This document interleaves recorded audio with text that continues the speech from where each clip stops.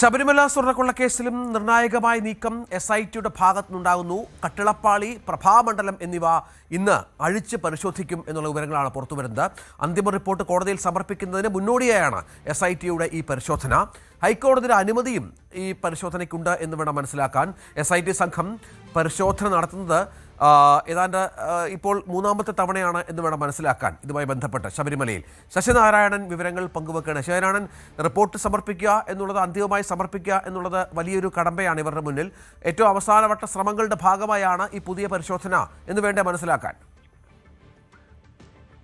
രഞ്ജിത്തെ, തീർച്ചയായും അതിനാണ്. നേരത്തെ ശബരിമലയിൽ പ്രത്യേക അന്വേഷണ സംഘം പരിശോധന നടത്തിയിരുന്നു. സ്വർണ്ണക്കൊള്ളക്കേസുമായി ബന്ധപ്പെട്ടുള്ള തെളിവുകളൊക്കെ ശേഖരിക്കുകയും ചെയ്തു. പക്ഷേ ഈ സ്വർണ്ണക്കൊള്ളക്കേസിന് പ്രധാനമായും തെളിവായി ശേഖരിക്കേണ്ട കട്ടളപ്പാളിയിലെയും അതുപോലെ തന്നെ പ്രഭാമണ്ഡലത്തിലെയും അത് രണ്ടും അവിടെ അഴിച്ച് അതിൽ നിന്ന് ശാസ്ത്രീയമായി സാമ്പിൾ ശേഖരിക്കണം എന്നുള്ളതാണ് ഇപ്പോഴുള്ള നടപടി.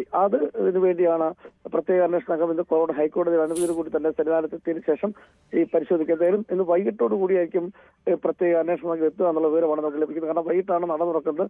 നട തുറന്നിരിക്കുന്ന വേളയിലാണ് ഇത് പരിശോധിക്കാൻ കഴിയുള്ളൂ. അതുകൊണ്ട് തന്നെ ശാസ്ത്രീയമായ ഒരു പരിശോധന ഇന്നുണ്ടാകും. അത് കട്ടളപ്പാളിയും അതുപോലെ തന്നെ ഈ പ്രഭാമണ്ഡലം അഴിച്ചാണ് പരിശോധിക്കുക.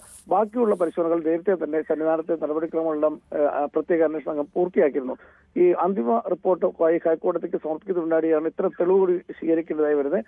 അതിന് സമയമെടുക്കേണ്ടി വരും. എന്തായാലും ഇന്ന് വൈകുന്നേരം മുതൽ ഒരുപക്ഷെ ഇന്ന് വൈകിട്ടോ അല്ലെങ്കിൽ നാളെ ആയിരിക്കും ഈ പരിശോധന. എന്തായാലും അന്വേഷണ സംഘം ഇന്ന് വൈകിട്ട് എത്തുമെന്നുള്ള സൂചന ലഭിക്കുന്നുണ്ട്.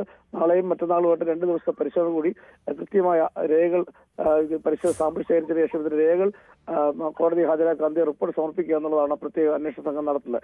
നിലവിലത്തെ കാര്യത്തിൽ ഈ കേസിൽ 12 പ്രതികളാണുള്ളത്. എല്ലാ പ്രതികളും 3 മാസം കഴിഞ്ഞതോടുകൂടി സ്വാഭാവിക ജാമ്യം ലഭിക്കുകയും പുറത്താവുകയും ചെയ്തു. വലിയ വിമർശനങ്ങളും ഈ കേസുമായി ബന്ധപ്പെട്ട് പ്രത്യേക അന്വേഷണ സംഘത്തിലുണ്ട്. ഇതെല്ലാം ഇരിക്കെയാണ് ഈ അവസാനഘട്ട ഈ പരിശോധന കൂടി പൂർത്തിയാക്കിയതിനു ശേഷം ഈ അന്തിമ റിപ്പോർട്ട് സമർപ്പിക്കാനായി പ്രത്യേക അന്വേഷണ സംഘം സന്നിധാനത്ത് ഇന്നും നാളെയുമായി പരിശോധന നടക്കുമെന്നുള്ള വിവരമാണ് നമുക്ക് ലഭിക്കുന്നത്. ശരി ശശിനാരായണൻ. കൂടുതൽ വാർത്തകൾക്ക് News 18 Keralam YouTube channel subscribe ചെയ്യുക.